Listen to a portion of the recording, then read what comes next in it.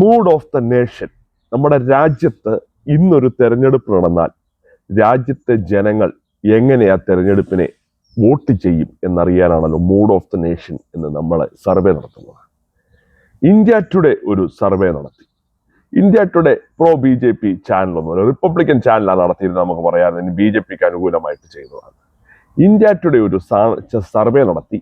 അതിനുശേഷം അവർ പറഞ്ഞിരിക്കുകയാണ് mood of the nation എന്ന് പറഞ്ഞാൽ 326 സീറ്റ് നേടി NDA വീണ്ടും ഇന്ത്യയിൽ അധികാരത്തിലെത്തുമെന്ന്.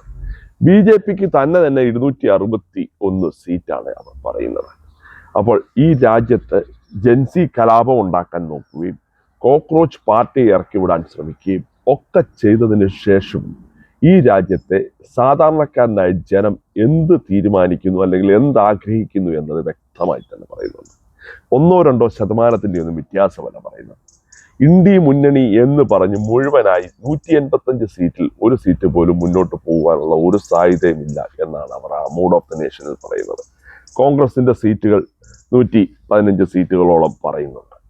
കോൺഗ്രസിന്റെ 115 സീറ്റുകളും ഞാൻ വിശ്വസിക്കുന്നില്ല. കാരണം കേരളത്തിൽ 17 സീറ്റുകൾ അതിൽ കോൺഗ്രസ് നേടുമെന്നാണ് പറയുന്നത്. അപ്പോൾ 17 സീറ്റുകൾ കോൺഗ്രസ് നേടുന്ന ഒരു സാധ്യത ഏതായാലും അടുത്ത 2 വർഷത്തിന് ശേഷം കേരള രാഷ്ട്രീയത്തിൽ ഉണ്ടാകാനുള്ള സാധ്യത തുച്ഛവുമാണ് എന്നതാണ് യാഥാർത്ഥ്യം. അപ്പോൾ ഈ 17 കൂട്ടിയാണ് നമ്മൾ ഈ പറഞ്ഞ ഈ സീറ്റുകളിലേക്ക് അവർ എത്തുന്നത്.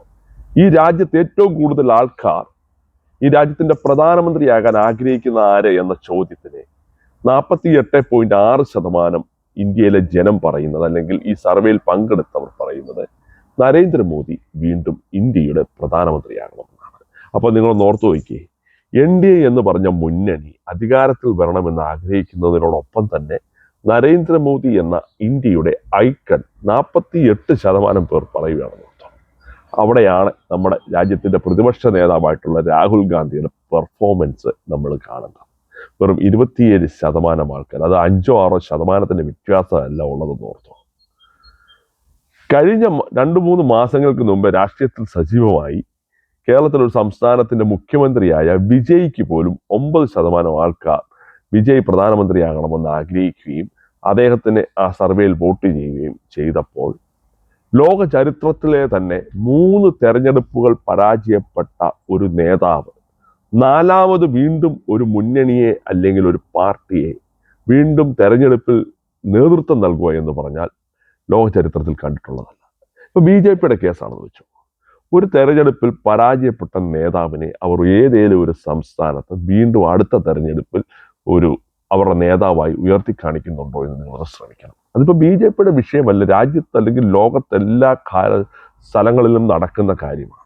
പക്ഷെങ്കിൽ കുടുംബാധിപത്യ പാർട്ടികളായിട്ടുള്ള ഇപ്പം നോക്കണം, രാഹുൽ ഗാന്ധിക്ക് ശേഷം ഇനിയും ആ പദവിയിലേക്ക് ഇനിയും ഒരു 4ാമതൊരു തോൽവി ഉണ്ടായാൽ പോലും അവരെ പരിഗണിക്കാൻ പോകുന്നത് അദ്ദേഹത്തിന്റെ പെങ്ങളെയായിരിക്കും. ഇനി ഇവർ രണ്ടും അല്ലെങ്കിൽ പെങ്ങളുടെ മകൻ ഇനിയും വോട്ടവകാശത്തിലെത്തണം. ഇതല്ലാതെ വേറൊരു ഓപ്ഷൻ അവർക്കില്ല. കാരണം അവരുടെ ഒരു കുടുംബാധിപത്യം നെഹ്റു കുടുംബത്തിന്റെ പാർട്ടിയാണ്.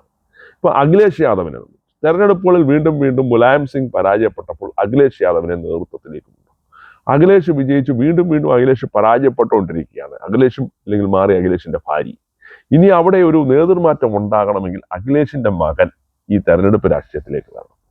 ഇങ്ങനെയുള്ള പാർട്ടികൾക്ക് ലോകത്തെങ്ങും ഇപ്പോൾ യാതൊരു രീതിയിലുള്ള പ്രശസ്തിയും ഇല്ല എന്നതാണ് നമ്മൾ കണ്ടുകൊണ്ടിരിക്കുന്നത്. ഒരു കുടുംബാധിപത്യ പാർട്ടിയും അംഗീകരിക്കാൻ ഈ ലോകത്തെ ജനം തയ്യാറാകുന്നില്ല എന്നത് എത്രയോ കാലമായിട്ട് അവർ വീണ്ടും തെളിയിച്ചുകൊണ്ടിരിക്കുകയാണ്. ബാലറ്റ് ഇല്ലാത്ത സ്ഥലങ്ങളിൽ ചിലപ്പോൾ മക്കളെയും രാജാവിന്റെ മകനെയും ഒക്കെ രാജാവാക്കുമെന്നല്ല, അത് ബാലറ്റിലൂടെ ഒരു സ്ഥലത്തും കുടുംബാധിപത്യം ഇന്നത്തെ ലോകത്തെ ജനം അംഗീകരിക്കുന്നില്ല എന്നാണ് യാഥാർത്ഥ്യം.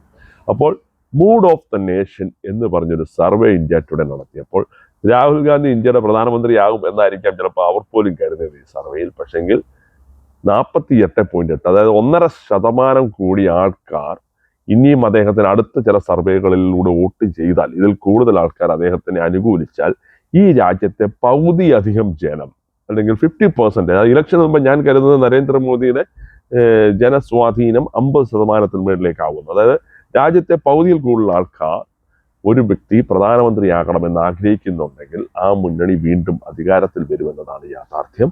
ഏതായാലും മൂഡ് ഓഫ് ദ നേഷൻ പറയുമ്പോൾ നമ്മുടെ ചില മലയാള ചാനലുകളൊന്നും ഇതിപ്പോൾ mood of the nation Rahul Gandhi ആയിരുന്നെങ്കിൽ വലിയ ചർച്ച ചെയ്തേനെ. പക്ഷെങ്കിൽ mood of the nation Narendra Modi ആയതുകൊണ്ട് നമ്മുടെ മലയാള മാധ്യമങ്ങൾ ചർച്ച ചെയ്യുന്നില്ല.